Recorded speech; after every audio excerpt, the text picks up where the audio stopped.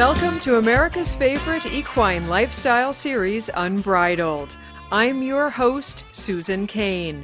Together, we'll travel the globe and unbridle the world's most accomplished and fascinating horse people.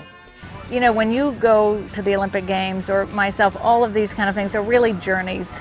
The blue ribbons, the medals, that's all great, but it really is a journey. I left there with a silver and a bronze medal, which is one of the highlights of my life. They're all special for what we ask them to do, and they do amazing things, from competing in the ring to traveling on airplanes to being a pet to some child that comes to pet them.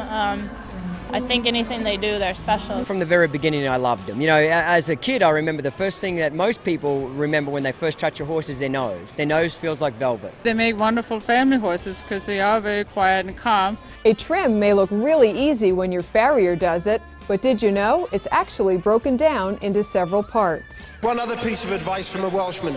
Every one of you out there has a dream. Never ever give up, because they do come true.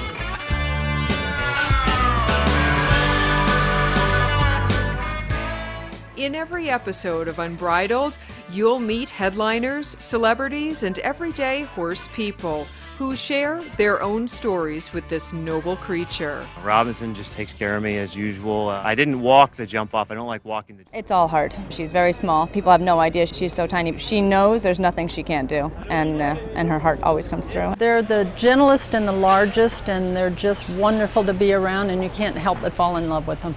My mother was scared of larger horses, so my dad brought home a miniature horse as a Christmas present. I wish I could jump like I did back home, you know, because I used to have this one mare, 14-2, and we'd jump absolutely incredible at home.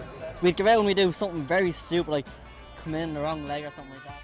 From kids who dream of a horse to everyday riders, to those who are simply enamored by the beauty of this animal, we unbridle the passions that fuel the multi-billion-dollar equine industry.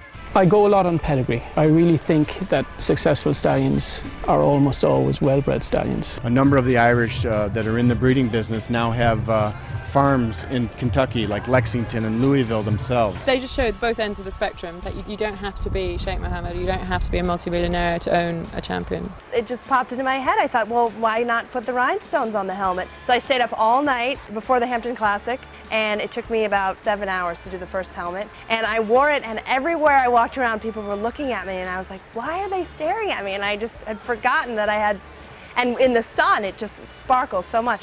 So I had just got so many orders from there, and it just sort of spread from there, and it was great. And now I have great Grand Prix riders wearing them, and professionals and pony kids, and it's just something that's fun for the horse world. Whether active in the horse business or just thinking about it, Unbridled is an all-access pass to the industry's most exclusive people, places, and faces. Grand Prix show jumping is not for the faint of heart, and in today's show, you'll meet